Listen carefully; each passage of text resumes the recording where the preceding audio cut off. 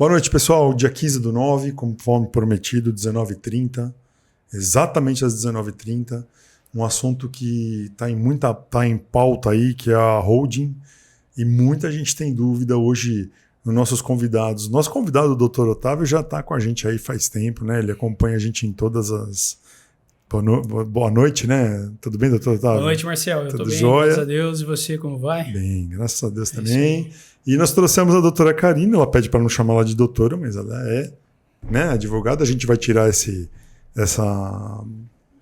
Aí, como é que chama? Essa formalidade aí no nosso bate-papo, que é especialista em holding. Então, ela vai poder trazer para a gente um pouquinho de como funciona, se vale a pena, quais são assim as situações em que a pessoa ou a família deve montar uma holding. E tudo isso a gente vai associar ao seguro de vida. Tá? Então a gente vai estar sempre entrelaçando isso ao seguro de vida.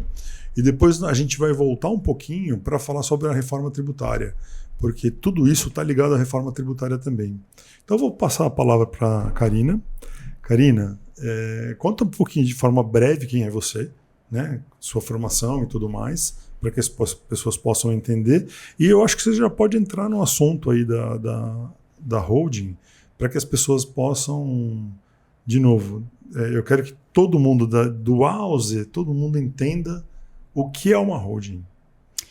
Boa noite, Marcel, tudo bem? É um prazer estar aqui com você nessa noite maravilhosa de sexta-feira.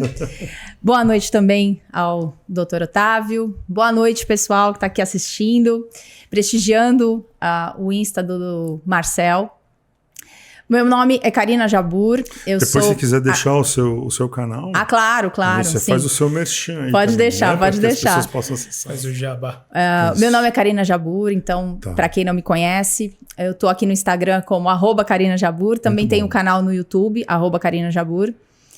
Eu sou advogada há 23 anos, me especializei em direito tributário, que foi a minha primeira grande paixão. Okay.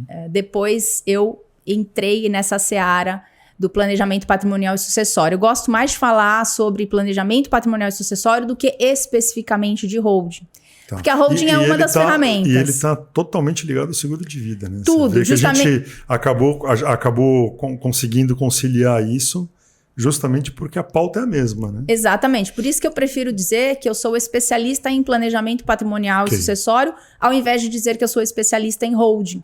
Porque dentro do universo do planejamento patrimonial, a gente tem várias ferramentas, vários instrumentos. Perfeito. Dentre eles, a holding é um. Sim. Mas o seguro também é um instrumento. Então, eu gosto de dizer dessa forma. E eu tenho dedicado os últimos anos aí da minha carreira a ajudar as pessoas a organizar os seus bens, a organizar a sucessão, a economizar com tributos em determinadas situações e deixar o patrimônio de forma mais organizada e limpa para as próximas gerações. Até para a gente poder perpetuar isso também. Karina, me diz uma coisa. É uma dúvida assim extremamente latente nas pessoas. O que é uma holding? Em resumo, tá? Tá, em resumo. Bem prático. Holding nada mais é do que uma empresa que é criada com alguns objetivos. Ou para a organização patrimonial, ou para a sucessão, ou para ambos. E em algumas das situações a gente ainda consegue uma otimização tributária. Então, em algumas das situações isso é analisado caso a caso. Tá. Então você está querendo me dizer que, por exemplo, eu sou da área contábil também, apesar de não atuar. Então, hoje, todo o rendimento de uma pessoa física, ela gira de 0 a 27,5%, que é a nossa tabela progressiva do imposto de renda. Então, se nós montarmos uma empresa, por exemplo, né, a holding, podemos ter esses rendimentos, uma empresa que se adequa ao Simples Nacional e pague 6% de imposto. Depende. Tá? Depende do objetivo que você vai colocar dentro dessa holding. Por exemplo, na grande maioria das vezes, os meus clientes buscam a holding familiar ou a holding patrimonial, né? A gente fala holding familiar, que é um nome comercial, né? Mas normalmente se busca isso para quem tem imóveis para locação. Se você tiver imóveis para locação, você já não se encaixa no Simples Nacional. De qualquer forma, você ainda consegue uma redução da carga tributária. Porque na locação, hoje, o que nós temos com a regra atual, começa a alíquota em 11,33%. Já é melhor que 27,5%. Já é melhor, mas a gente tem que analisar o seguinte. Não necessariamente o cliente vai ter uma economia, porque você precisa analisar a alíquota efetiva daquele cliente como pessoa física. Okay. Na regra geral, é de 0 a 27,5%, mas nem sempre a pessoa paga 27,5%. Às vezes ela tem algumas deduções ali ao longo do ano vão reduzir essa alíquota. Não vale a pena, de repente, para algumas pessoas ter uma holding. Às vezes não vale a pena. Sim. E isso a gente faz análise no caso a caso. É o caso a caso. Isso é muito bom. Isso é muito bom ter esse esclarecimento para que as pessoas possam entender que não é assim, olha, eu vou montar uma holding porque a holding vai salvar a minha vida, e me disseram, aquela conversa de churrasco, de amigos, que as pessoas falam, olha, eu montei uma holding, você precisa montar uma holding também. Então isso quer dizer... Não é porque o seu vizinho fez que vai funcionar para você. Eu gosto de falar ou porque não funcionou para ele que não funcione para você. Exatamente. O inverso também é verdadeiro. É verdadeiro, né? Exatamente. Outra coisa importante. Na reforma tributária, a gente não fala, não tem nada pautado ainda sobre lucros e dividendos. Tá? Só que a gente sabe que isso é algo assim extremamente almejado por todos os governos, começar a tributar os lucros e dividendos, mesmo que numa empresa, independente dela ser uma holding ou não, você já pagou os impostos na totalidade e gerou um lucro líquido, e nessa distribuição para os sócios ele entra isento de imposto de renda, isso pode acabar. Tá? Uhum. Isso eu não estou afirmando, ok? Isso é um projeto que tem... Eles uma ideia, né? fazer, e eles lutam há anos para fazer isso.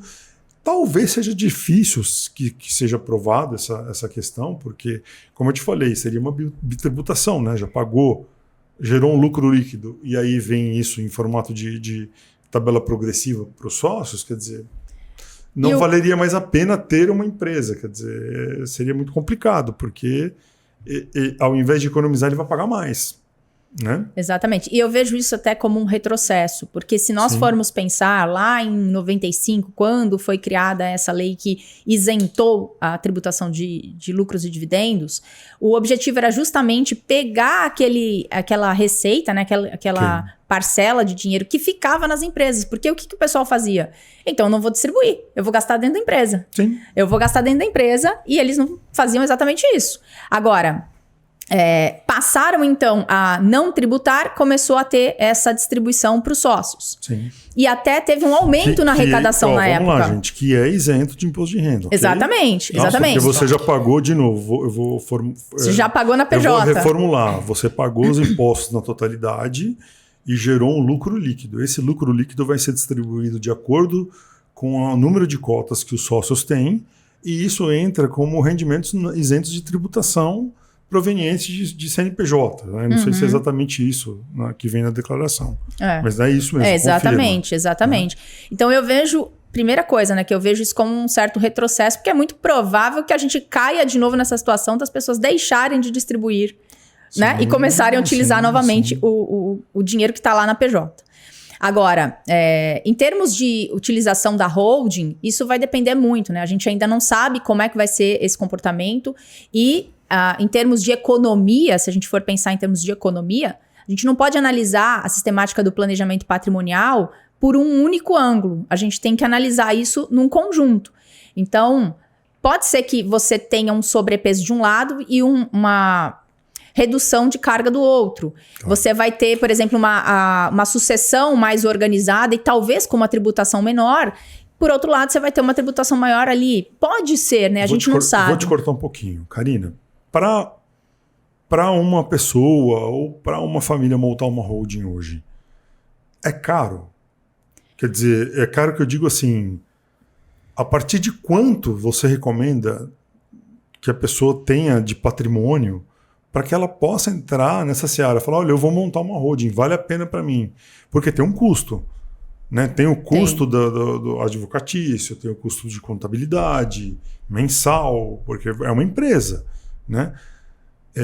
Dá para mensurar um número X, falar, olha, a partir de tanto, Marcelo, já vale a pena, ou a gente volta para aquele assunto? Depende de cada situação.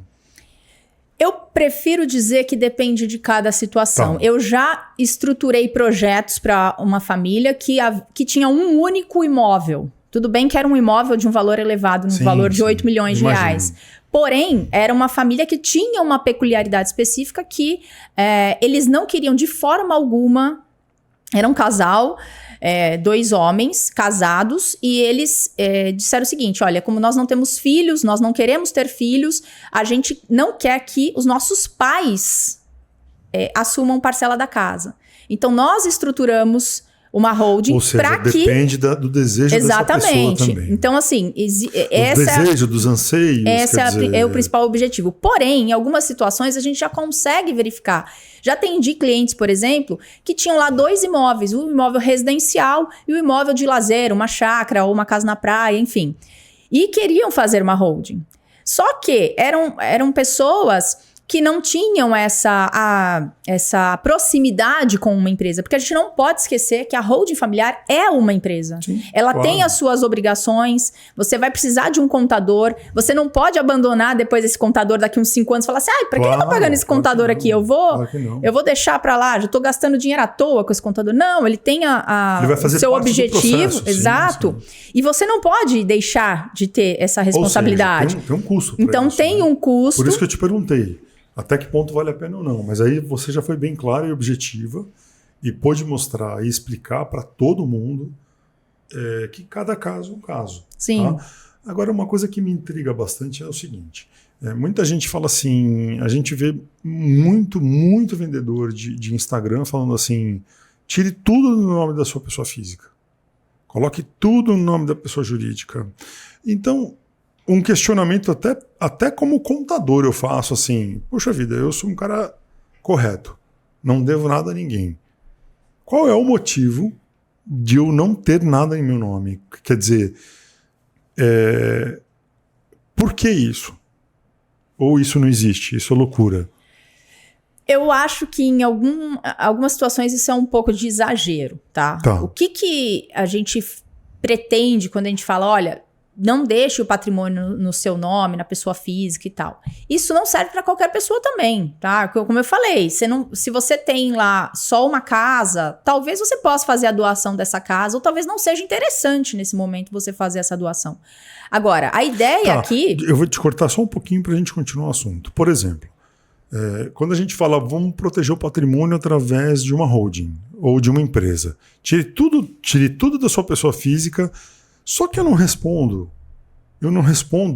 pela quantidade de cotas que eu tenho na empresa, pelas coisas que eu faço na pessoa física, ou seja... Claro. Então isso é contraditório para mim. Então, entende, deixa eu te dar um panorama diferente. Trabalhar a holding como uma ferramenta de planejamento sucessório é justamente você transferir para a geração seguinte ou para aquelas pessoas que você quer beneficiar as cotas da sua holding. Okay. Então, o que você vai fazer? Você transferiu os seus bens para aquela holding, transformou esses bens em cotas. Hoje você não tem mais os imóveis, você tem as cotas daquela holding. Então, a ideia no planejamento sucessório é você transferir essas cotas hoje como doação ou como outra estratégia, aí depende também do caso a caso, transferir isso para os seus filhos, para a próxima geração. Você, então, não teria patrimônio em seu nome. Você faria essa doação com cláusulas que te permitem manter o controle desses bens enquanto você é vivo. Você vai poder organizar e gerenciar essa empresa da forma que melhor lhe convir. Ou seja, não sai da sua mão. Não sai da sua mão, embora não está na sua mão. Entre aspas, um usufruto. Não é entre aspas, não. É um usufruto. Tá? É um usufruto que vai te permitir reservar o direito de voto. E aí, para quem não sabe o que é isso, quando a gente tem uma empresa, quando você é sócio de uma empresa, você precisa fazer o quê? Tomar decisões. E você toma essas decisões através do voto. Então, o sócio, ele tem direito de votar. Somos nós 3 aqui, sócios de uma empresa. De acordo com a quantidade de cotas que você tem. Então, quer dizer, se eu tenho 51, eu mando em tudo. Exatamente. Mas a gente vai... E aí também manda em tudo naquelas, porque depende dos quóruns para cada questão, tem que ser o interesse da empresa. Sempre o interesse da empresa. Exato. Sim. Então, a gente transfere isso dos pais para os filhos, reservando aos pais esse direito de decisões. Tá? E aí é onde você faz o quê? Se eventualmente aquele pai tiver uma dívida, ele não tem mais patrimônio para responder por aquela dívida. Agora, vamos lá. A gente não pode fazer isso como uma forma de fraudar credores. Então, Perfeito. Se eu tiver hoje ok com a minha vida, eu posso fazer isso. E detalhe, para as questões tributárias e as questões trabalhistas, ainda assim pode haver responsabilização. Sim. Tá? Mesmo que esse fato tenha acontecido lá atrás. Porque você é cotista, é dono de uma empresa. E uma coisa interessante, já vou te colocar na jogada, viu, doutor? Ah, tá bom. Já vai entrar na jogada aí também. Que a gente pegou aqui se tiver alguma pergunta para fazer também, aproveita aí. Uma dúvida que eu tenho, e eu acho que muita gente tem, herança não entra na partilha de bens, correto? Eu sou casado com a minha esposa, se ela recebe herança dos pais, herança, uma casa tal, isso não entra na partilha de bens, mesmo que nós formos casados em regime parcial. Você está falando isso no divórcio. Não, porque existem diferenças. No dia a dia mesmo. No dia a dia, eu estou casado com ela, ok, o pai dela faleceu e deixou uma herança para ela. Eu não tenho direito à parte dessa herança. Ok, enquanto vocês forem Fechou? casados, Somos casados. E se vocês divorciarem. Ok, isso, perfeito. Só que o que acontece? Quando você monta uma holding, ele já não é mais uma herança. Então vamos lá, você provavelmente deve ter alguma cláusula aí escondidinha que faz com que isso seja anulado. Porque o que acontece? Eu sou casado, aí meu sogro resolve fazer uma holding, e aí a partir do momento que ele coloca a minha esposa como sócia dessa holding, eu sou sócio dessa empresa também, porque eu sou casado com ela. Depende da forma que ela é feita. O depende, é isso que eu quero entender. Tá. Que eu quero que todos entendam qual é a melhor forma, porque você consegue compreender, porque às vezes as pessoas estão casadas e a partir do momento que você criou uma holding e não colocou uma tal cláusula que você vai provavelmente definir, você já dividiu o bem, ele deixou de ser uma herança e virou um patrimônio do cônjuge também. Ok? Porque ele veio em forma de doação, mas ele construiu aquela empresa. Por favor, que você está angustiada então vamos lá. No universo do direito, tudo depende, né? Tudo depende. Eu gosto de falar que isso a gente coloca a cláusula dos 3 Is. Ok. É a incomunicabilidade, inalienabilidade e empenhorabilidade. São nomes, né? Trava-línguas. Consegue dar uma resumida, né? Então, em cada uma delas? Vou falar especificamente dessa parte que você comentou comigo, okay. do seu sogro montar uma holding, doar as cotas para sua esposa. E aí eu automaticamente seria sócio dessa empresa. Você seria se ele não colocasse uma cláusula de incomunicabilidade. O que é isso? É para não haver uma comunicação desse patrimônio que ela está recebendo com o cônjuge, ou seja, com você. Então, sua esposa recebe essas cotas em doação do pai, deixa fora. Com cláusula de incomunicabilidade, e justamente para quê? Se você se divorciar, e olha só, no divórcio não comunica. Mas dependendo do regime que você for casado, como vocês comentaram, você comentou, regime de comunhão parcial, sim. Se ela falecer antes, você é herdeiro. Olha que então, perigo. Olha só, a gente precisa ter muita atenção quando a gente vai montar uma holding, para a gente pensar em todos esses aspectos. A gente está falando que perigo, na verdade, não é que ninguém gosta do genro ou da nora, não é isso. Viu? Tem casos, eu já vi situações que, assim, o pai estava na cama e o genro já estava entrando no imóvel, já estava negociando o imóvel, o cara nem tinha falecido ainda, entendeu? Mas o que eu quero dizer, assim, a importância disso, porque tem muita gente que cria uma holding sem ter essa noção. Sim. De repente o casamento do filho já não está bom, né? Já não está legal, e a família não tem afinidade com esse genro, com essa nora. E se acontecer, eu não sabia, para mim é novidade. Uhum. E se o filho, né, se minha esposa eventualmente, Deus me livre, viesse faltar, esse dinheiro seria meu. Meu Sim. e da minha filha. Exatamente. Né? O que era para ser para minha filha passou a ser para mim também. Exatamente. Né? Exatamente. Porque eu não participo da herança, mas a minha filha participaria da herança da minha esposa. Sim. Da minha atual Aí esposa. você, como cônjuge, como é um bem particular eu seria dela, só o tutor você, né? como é um bem particular da sua esposa, aí você entra como herdeiro necessário. Sim. Então, porque ele deixou de ser uma herança, né? Exatamente. Ele deixou de ser uma herança. Era um bem particular dela, que era a herança dos pais. Essa é incomunicabilidade. Agora, o outro I. O outro I, inalienabilidade, ou seja, você não pode alienar, você não pode vender. Então, você recebe aquelas cotas com a proibição de venda. E a gente geralmente coloca essa proibição de venda enquanto os pais são vivos. Você pode colocar ela até o final da geração. Então, por exemplo, eu doei um bem para você com cláusula de inalienabilidade até que você faleça. É válida, tá? Mas é muito... A gente teria que justificar... Por que eu tô colocando isso, essa cláusula? Às vezes a gente faz isso quando a gente tem filhos com problemas, filhos pródigos, filhos que não sabem lidar com o dinheiro. Então você doa a casa e você coloca essa cláusula. Olha, eu quero que ele resida nessa casa até falecer. Então, que ele tenha onde morar. Por isso eu tô protegendo essa cláusula. Você sabe que ele vai ter problemas, ele vai vender a casa. Isso. Ou, de repente, ele tem uma namorada, uma cônjuge que você sabe que não tem juízo nenhum e vai influenciá-lo a vender a casa e sair viajando pelo mundo afora. Exatamente. A gente sabe que as pessoas, às vezes, não são ligadas nisso, não são ligadas em dinheiro. Ou, às vezes, tem problemas mesmo, né? Voltados. O próximo I, a impenhorabilidade. E essa é a cláusula que eu disse que a gente tem que tomar um pouquinho de cuidado porque o trabalhista e o tributário podem afetar. Então, aquelas cotas, elas não podem ser penhoradas por dívidas, tá? Então, mas isso na verdade, quando você fala que é impenhorável, quem determina isso? A gente tem alguns bens que são impenhoráveis por lei. Eu vou aproveitar o gancho que você está dizendo e vou dizer que o seguro de vida, quando vem em formato de indenização de morte, ok?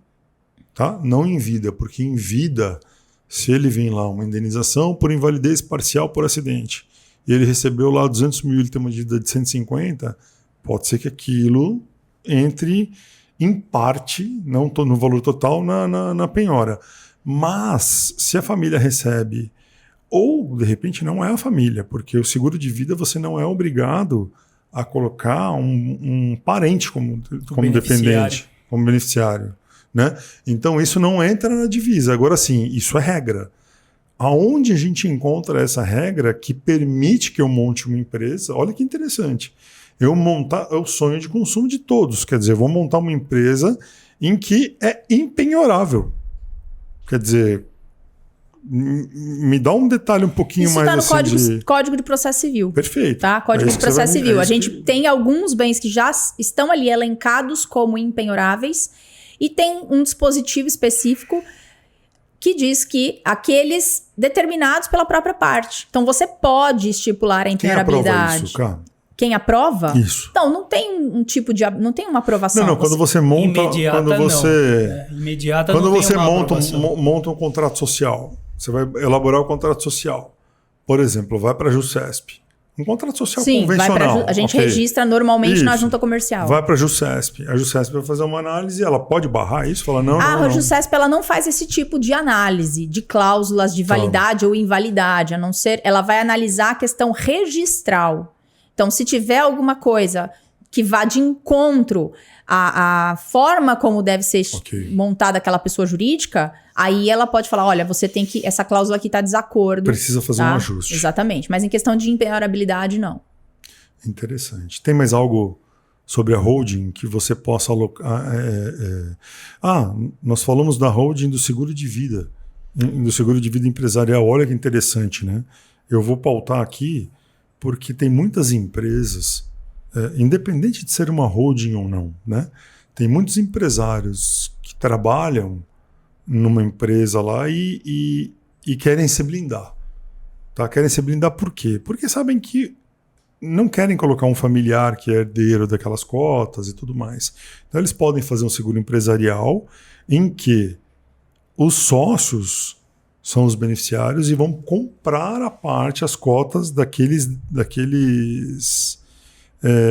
daqueles herdeiros daquela empresa, tá? Inclusive, a gente comentou antes de começar a live, a gente estava batendo um papo sobre isso. Algumas seguradoras já permitem que os beneficiários sejam pessoas jurídicas.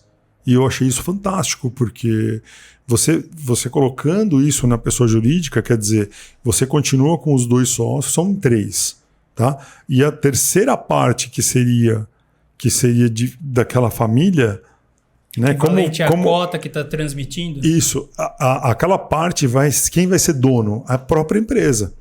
A própria empresa vai ser dona daquele naco da empresa. Porque o seguro indeniza. Isso. E então, assim, a empresa X tem Otávio com 30%, Karina com 30%, 33% e a empresa X dona de 33%. Isso. Ok? E aquela família recebe o valor, né? A gente faz um acordo para que ela receba, porque eles não têm interesse, tá?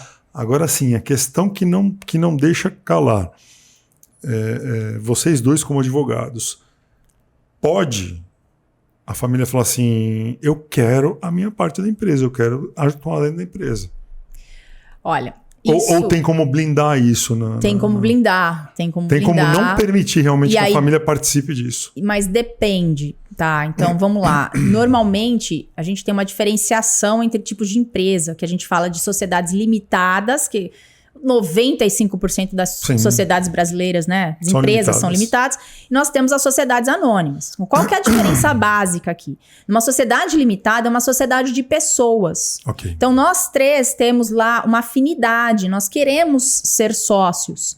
Já numa sociedade anônima, a ideia é reunião de capital. Pouco importa quem é o sócio. Sim. Então, na sociedade anônima, a gente tem um pouco mais de restrição. A gente brinca, né? A sociedade anônima não tem dono. Exato. Sim, exato. Ele tem uma diretoria, uma executiva que comanda Exatamente. Você, empresa. às vezes, não sabe quem é o seu sócio, justamente por isso que ela chama anônima, né? Exatamente. Agora, nas sociedades limitadas, como a gente tem esse intuito, justamente, a pessoalidade. Então, como nós temos o que a gente chama no direito de intuito persona, ou seja, a vontade de ser sócio entre afinidade pessoal, a gente consegue bloquear. Marcel, eu não quero você, a sua família como herdeiros. Eu não quero. Se você sair da sociedade, se você falecer, seus herdeiros não ingressarão. Isso vai ser uma decisão entre nós. Né? Entre nós. E isso é um amparo legal. Isso é super legal. Okay. Agora, ele não tem amparo, mas você fala assim, ele tem amparo legal. Tem. Mas assim, claro que tem que pagar essa família. Não, exatamente o que eu ia falar. Sim, é uma herança. Não é pelo fato de que você não é admitido como sócio que você não tem direito aos haveres. Ou seja, aquela parcela que corresponde às cotas que você deixou. Okay. E aí onde entra o seguro. Porque aí o que a gente faz? Olha, às vezes a própria empresa não tem o capital, ou os sócios que ficaram remanescentes, eles não têm capital para fazer aquele pagamento imediatamente. Okay. Porque nós temos um prazo na lei para se fazer. Normalmente, os contratos, eles não são pensados nesse aspecto. Se coloca o prazo legal, que é de 90 dias. Então, você imagina uma empresa que tem um patrimônio de 10 milhões de reais, sim, e você precisa fazer o pagamento 3 milhões e 300, do nada. Sabe? Às vezes aquilo é o caixa da empresa, você vai inviabilizar. Então você faz um seguro. Se você não fizer isso, obrigatoriamente você vai ter que absorver os sócios, né? Eles vão ter que entrar como cotistas. Entra uma demanda, né? Exatamente. Vai uma demanda judicial, uma e às vezes que encarece ainda mais, né, aquele direito que o herdeiro tem. Entendi. Isso. Então aí o seguro encaixa perfeitamente. Você vai permitir o pagamento desses haveres aos herdeiros sem quebrar a empresa. Você sabe que isso é um assunto extremamente desconhecido pelos empresários, não? Na verdade, assim, os empresários, eles sabem que a família não vai tocar o negócio e eles não têm nem ideia de que eles podem fazer isso, né? Eu costumo dizer que o contador no Brasil, não generalizando, por favor, não é isso, mas o contador tem um hábito que não é muito bacana de, depois do problema, ele falar, mas você não me perguntou. Né? Então, cabe ao contador, como advogado, dar a instrução para o seu cliente desde o início e no pós-venda também, porque vende-se um serviço. Sim. Né? Então, ele tem que chegar para o cliente, cansei de ver clientes com com lucro acumulado lá de R$800 mil parado na empresa. Quer dizer, e o investimento na empresa, ele gera bitributação, porque se você tem lá, eu vou usar grosso modo aqui para ficar prático para as pessoas entenderem, até para vocês entenderem. Se você tem lá R$1 milhão investidos na pessoa jurídica e aquele 1 milhão te gerou 8,5%, R$8.500 de rendimentos, já tirando os 15%, ele gera uma receita que não faz parte da sua operação, ou seja, você paga o imposto de novo. Exatamente. Tá? Então, para quê? Né? Distribui logo, a não ser que o dinheiro realmente tenha que ficar na empresa porque foi feito um planejamento, ou parte do dinheiro porque vai ser investido na empresa. Agora não, aproveitem ainda que não paga imposto, né, sobre lucros e dividendos e distribuam o lucro para essas pessoas. Sim. Cada um faz o que quiser com o seu dinheiro. Né? E nesse ponto de contadores, o que eu gosto de dizer, a gente tem contadores especialistas também. Nós temos contadores especialistas no societário, nós temos contadores especialistas no tributário. Dentro do tributário, aqueles que são especialistas em Simples Nacional, em lucro real, em lucro presumido. Então, a gente tem que saber qual é o profissional que a gente vai buscar para que não aconteçam problemas. O que precisa ter consciência é pagar. Né? Então, as claro. pessoas querem colocar o preço. Às vezes, eles querem pagar R$250, R$300 e ter um contador... Que faz tudo, que né? faz tudo, que é de primeira... Que é especialista. 100%, né? Quer chegar para um advogado, né, Otávio? Dá uma olhadinha para mim no processo, Otávio. Né? Aquela olhadinha, dá uma olhadinha para mim. Então, assim, tem custo, né? Na verdade, é importante que as pessoas valorizem as pessoas que estudam, valorizem o especialista em seguro de vida, que é o meu caso, valorizem especialista em direito tributário, em holding, valorizem aí o Otávio, que tá... O Otávio é meu advogado, né? Ele cuida de tudo para mim, não tenho nem o que falar do Otávio, ele tá sempre... E é interessante que eu vejo sempre o Otávio, quando entra numa seara que não é a dele, ele fala, eu vou estudar o assunto, eu não vou te passar nada agora. Ele vai se aprofundar. Não vou te desamparar. Sim. Mas não vou te amparar imediatamente. Isso, ele vai, se aprofunda na lei. Acho que deve talvez até consultar algum par dele, algum amigo. Conversa, né? Eu acho que é importante também esse network, né? De trocar ideias, porque a gente nunca sabe tudo, né? Carinha, a parceria, eu acho também que é muito importante nesse aspecto, né? Assim, parceiros que cada um na sua especialidade. No planejamento sucessório, eu gosto de dizer que a gente precisa de parceiros, porque eu preciso de alguém que entenda de seguro, eu preciso de alguém que entenda de uma parte específica, às vezes, do direito tributário, por exemplo, numa holding rural, onde a gente está trabalhando no ambiente do agro. Você precisa ter alguém que entenda da tributação do agro. Não adianta você falar de outra tributação. E aí você precisa mesmo das parcerias. E isso eu acho que é fundamental. Para fazer o complemento, né? Muitos profissionais acabam querendo absorver tudo sozinho.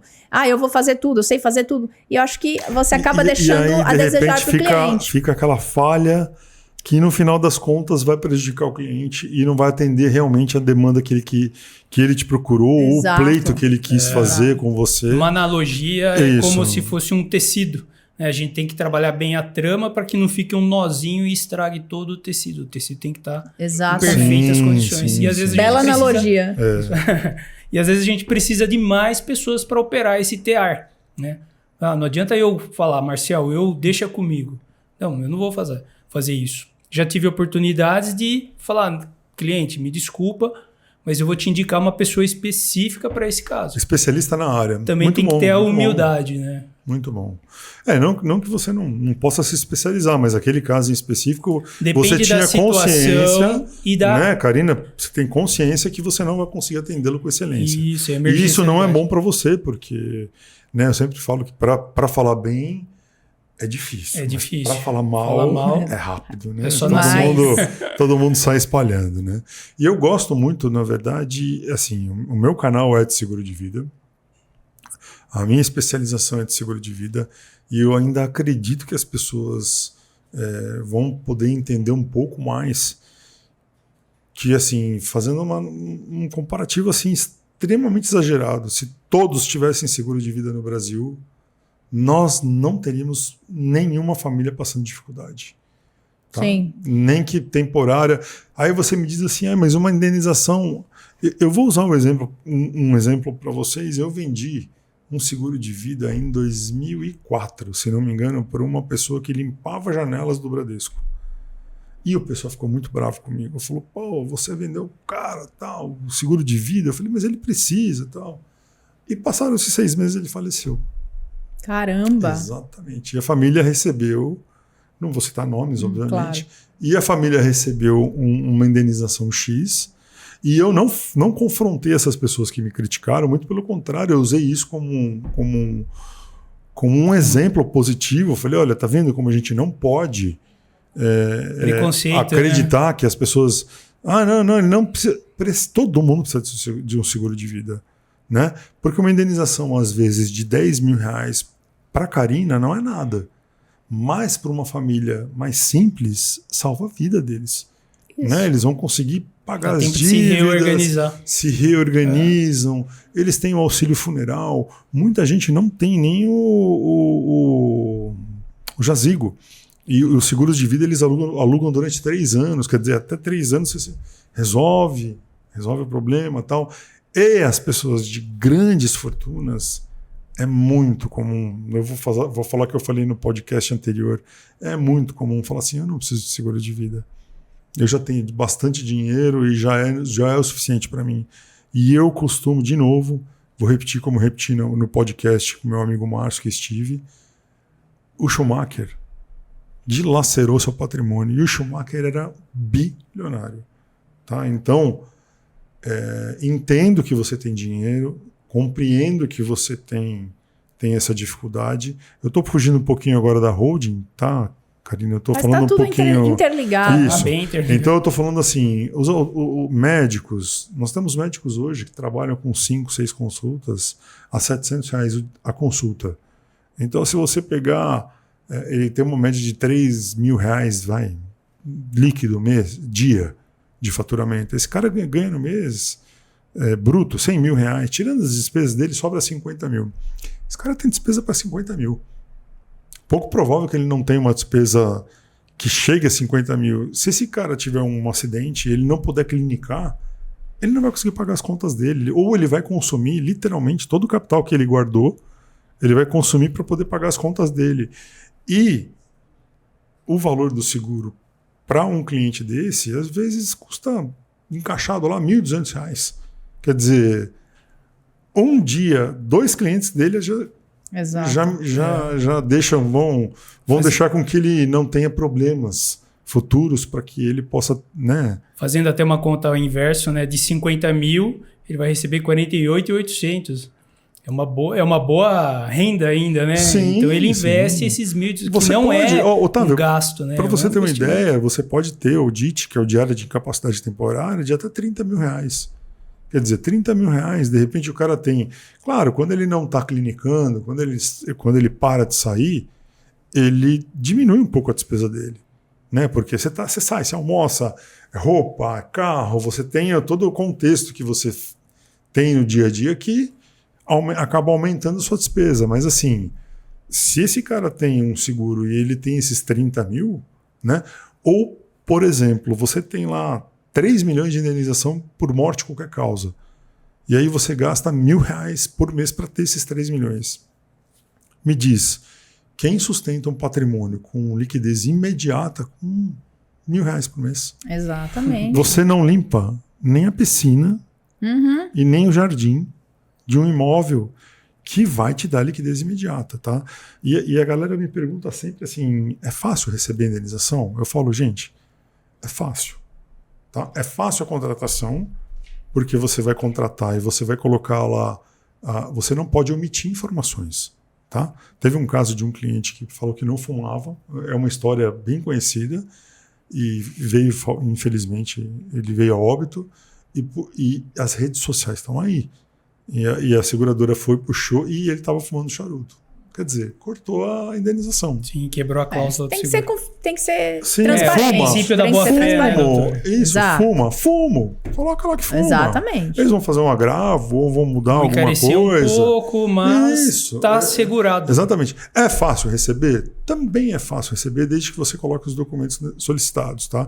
Agora, assim, quando você entra numa morte num assassinato, por exemplo, vai ter que esperar acabar o inquérito policial. Por quê? Porque, de repente, o cônjuge que matou. Para receber o seguro, né? Isso, exatamente. Então, Existe, assim, infelizmente. faz 6 meses que eu não recebo, essa seguradora é ruim. Não.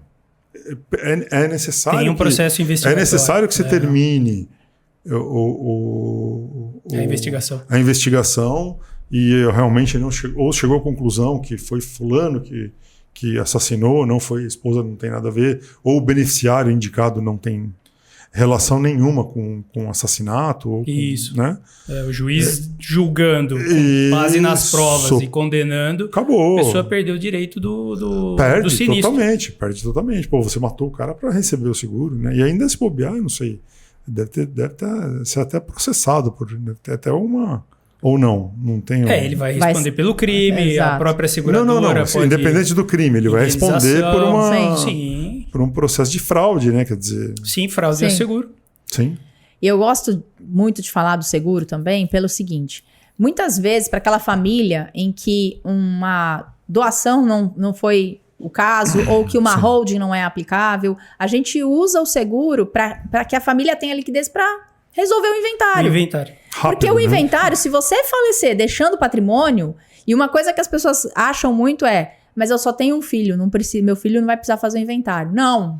Como não existe isso, tá, gente? Todo mundo tem que ter inventário, né? Tem até inventário negativo, né? Tem. E muitos desconhecem, inclusive, a questão do inventário negativo. É interessante se fazer quando você tem dívidas. O que é o inventário negativo? Vamos lá. É justamente para você dizer o seguinte, eu não tenho bens. Então você deixa pública a situação de você não ter patrimônio. Às vezes você pode não ter bens, mas ter dívidas. E aí você já fala pro seu credor, olha, sinto muito, mas infelizmente... Pro credor do seu pai que faleceu, por exemplo. Pro credor do falecido, você vai falar, sinto muito, mas sua dívida legal, acabou. O seguro de vida não entra nessa penhora. Exato. Não, porque é indenizatório. Exatamente. Mas quando a família deixa patrimônio, quando é uma família que às vezes não cabe outro tipo de planejamento... É muito importante ter alguma liquidez, porque às vezes a família tem 5 imóveis e não tem dinheiro. Você sabe que tem caçador em cidade pequena, tem caçador de pessoas que falecem e ele sabe que essa família tem 15 imóveis, ele chega e fala assim, olha, eu tenho interesse nesse imóvel que vale 1 milhão, eu te dou 700 mil, te dou 600 mil. E no desespero, a família vai vender. Ele vai fazer aquele contrato de gaveta, vai pagar os 600 mil até que a família faça o inventário. Exatamente. E depois ele regulariza aquilo e compra. Exatamente. São os oportunistas, né? Nessa brincadeira aí, a gente costuma falar que dependendo do tamanho do patrimônio, consegue chegar até uma perda de 20 a 30, 40% às vezes, tá? Se é uma família... Coisa, é muita né? coisa, porque muita você pensa, já perdeu na venda... Porque vendeu às pressas. Tem os custos do processo de inventário, que muitas vezes são custos elevados. Uma família que às vezes não tem liquidez, ou que tem um imóvel, mas aquele imóvel está alugado por um valor baixo, mesmo, ou aquela renda da locação é uma renda que é para a subsistência da família, não vai ter condição de pagar o imposto, que é o ITCMD. Muitos estados também chamado de ITCD ou ITD, depende, né? Mas nada mais é que o imposto de transmissão causa mortes e doação. Aproveitando o que você disse agora, na reforma tributária vai existir uma tabela progressiva, né? Nós conversamos, eu e o Otávio na primeira live, porque a tendência não, obrigatoriamente, vai se isso passar, vai existir a obrigatoriedade da progressão. Quer dizer, ela já existe hoje, mas ela é facultativa. Isso, né? mas não vai ser mais facultativa. Agora vai ser obrigatória. Então a gente vai chegar numa alíquota máxima de 8, né? Então o Estado pode fazer uma progressiva de 1 a 3. Mas eu acho pouco provável que eles não utilizem os 8, até por uma questão de arrecadação. O teto que ele já trabalha até o máximo. Sim. E a gente já teve um projeto de lei, para quem não sabe, nós tivemos o PL 250 de 2020, aqui do Estado de São Paulo, que ele foi arquivado dia 15 de abril desse ano. Então, ele já trazia essa progressividade até 8, ele já trazia tributação de previdência privada. O ITCMD, alguns estados já cobram, tá? De previdência. Já cobram. A gente tem decisões... Mas mesmo assim, eu ainda acho bacana, tá? Porque a previdência privada ela tem liquidez imediata. Ela tem, é uma forma, você não precisa alocar o seu capital inteiro. Mas também é uma forma de você, por exemplo, um PGBL, em que essa pessoa ela faz o abatimento lá. Ela tem 12% da renda bruta anual para fazer o abatimento da previdência dela. E aí ela está se beneficiando, restituindo 27,5% daqueles 12 que ela aplicou. E quando ela morre, se ela fizer numa tabela regressiva, a família vai pagar no máximo 25%. Então, se ela chegar na alíquota de 5, de 10, que é a minha mínima, por exemplo, de 15, a família vai pagar 15. Então, em alguns casos, é aquilo que você mesmo apontou. Em alguns casos, Tudo às depende. vezes, vale a pena, de repente, Até a previdência é uma forma de planejamento, Sim. tá? Sim. Agora a gente tem que ficar atento porque existe tá lá no STF, Tá. tema 1214 de repercussão geral, justamente para julgar essa questão de tributação sobre Vai os tributar ou planos. não vai tributar? Exatamente. E se vai ou não entrar no inventário, tá? Então vão analisar os dois tipos, VGBL e PGBL, para uniformizar a jurisprudência que é esparsa e divergente em vários essa cantos insegurança do país. jurídica é péssima também. Né? Sim. Então acaba causando um pavor nas pessoas, porque o VGBL é um produto do vida. Não sei se vocês sabem disso, mas o VGBL é um produto do seguro de vida. Tá? Ele é mais entendido justamente com isso. Não, Então, ele é um seguro de vida. Tá? Por essa característica, é que querem tirar essa tributação do VGBL e deixar só para o PGBL, Sim, tá? Essa que é sim. a ideia. Previdência, na verdade, é o PGBL. Porque o VGBL, ele entra apesar de entrar em bens e direitos, quando a gente fala no Brasil, tem uma arrecadação de seguro de vida de 3% do PIB. Na verdade, desses 3%, 2% é de VGBL. Olha Quer dizer, só, isso eu não sabia. O espaço que tem para comercialização de seguro de vida é gigantesco, é enorme. Né? E já o PGBL não, ele é pagamentos e doações. Tá? Então, é obrigado, eu sempre falo assim para as pessoas, é obrigado a declarar o VGBL? Sim, em bens e direitos. Tá? Você não tem como não declarar, é obrigado. Tá? Agora, o PGBL, você não é obrigado a declarar, porque ele é uma despesa. Você declara, obviamente, porque você quer ter o benefício da isenção, da restituição daquele valor que você pagou. Mas se você pagou, se você tem um limite de 12% e pagou 20%, você não é obrigado. Não faz sentido. Você pode pagar, mas você não é obrigado a declarar, até porque o governo vai amar, né, Karina? Claro. Se você não declarar essa despesa dedutível, mais dinheiro no bolso. Eles vão bater palma, quer dizer, não é. Mas é uma questão técnica que as pessoas acham que é obrigado a declarar o PGBL. O PGBL não é obrigado a declarar. Agora o VGBL é. Gente, valeu, acho que nosso tempo vai passar. Karina, queria que você fizesse as considerações finais. Né, agradecer aí a sua presença, muito bom ouvir você, né? E dar uma finalizada aí para o pessoal, para puxar para sua linha aí, viu? Falar da holding, falar da... Não, primeiro eu quero agradecer por essa oportunidade de estar aqui de novo com você, né? Já há tanto tempo que a gente se conhece. Sim. E estar aqui é um prazer enorme, também ao lado do Dr. Otávio. Muito obrigado. Eu espero que a gente faça mais lives como essa. Com certeza. Quero agradecer a presença de todos aqui na live, também dizer quem tiver interessado em entender mais sobre planejamento patrimonial e sucessório no âmbito nacional ou também no âmbito internacional, através de offshore, de trusts, de outras ferramentas internacionais. A gente tem muitos brasileiros que investem no exterior, seja com imóveis ou com ativos. Então, também é importante a gente pensar nesse planejamento para patrimônio fora, não só no Brasil. Tá. Aproveitando que eu falei para você finalizar, mas as offshores, esses investimentos que pagavam 6%, eles querem, com a reforma tributária, mudar essa tributação. Isso realmente está pautado ou não? Eles querem... São as grandes fortunas, né? As grandes, que nem tão grandes. Mas aí que entra o lance das grandes fortunas. Na verdade, isso é uma tendência, né, de mundial da gente tributar. Então, não é só uma questão do Brasil. Isso é uma tendência de todos os países, tá? Muitas pessoas, inclusive, acham que eu vou criar uma offshore para esconder o meu patrimônio. Nossa, eu vou pôr meu patrimônio lá não sei que país e eu não preciso declarar. Ninguém vai saber que eu tenho. Intuito, gente, né? não existe isso, pelo amor de Deus, né? Porque você é obrigado a declarar a participação na offshore, você é obrigado a declarar o trust que eventualmente você tem, mas são ferramentas que você pode utilizar. E eu acho que para quem realmente tem um patrimônio que cabe esse tipo de estrutura, a gente precisa diversificar. porque muitas pessoas acham, eu vou manter aqui, porque eu sou uma pessoa conservadora, porque aqui é o meu país, eu conheço, eu controlo, mas a gente tem visto a movimentação que é no sentido de cada vez mais tributar o patrimônio aqui dentro. Sim. Então, por que eu vou colocar todo o meu dinheiro na poupança se eu posso colocar um pouquinho na poupança, um pouco na renda fixa, um pouco em ações? Eu tenho que diversificar, porque se a poupança eventualmente der ruim, né, Sim, digamos sim. assim, eu tenho outras reservas. Então, a gente também tem que pensar isso na questão internacional. Poxa, talvez uma jurisdição onde você tenha uma segurança maior, uma segurança jurídica principalmente, porque a gente vê que a situação brasileira jurídica, né? tá complicada, né? E você vê... A insegurança e o desconhecimento. Sim. Né? Porque de nada adianta você culpar somente a insegurança jurídica, sendo que a pessoa não conhece o caminho a trilhar. Né? Aí Entendi. entra toda essa segurança, né? Para começar a ser seguro, primeiro você tem que saber a regra do jogo, para daí trilhar de forma realmente segura. Entendi. Exatamente. Então, Gente, muito obrigado. Mais isso. uma vez agradeço. Ótima sexta-feira para todos vocês que abriram uma cervejinha, tomaram vinho e participaram. Agradeço e até a próxima. Pessoal, obrigado, Karina. tchau, obrigado, tchau, Otávio. Marcel. Tchau, Tchau, Marcelo, pessoal. doutora. Tchau, Obrigado. Otávio.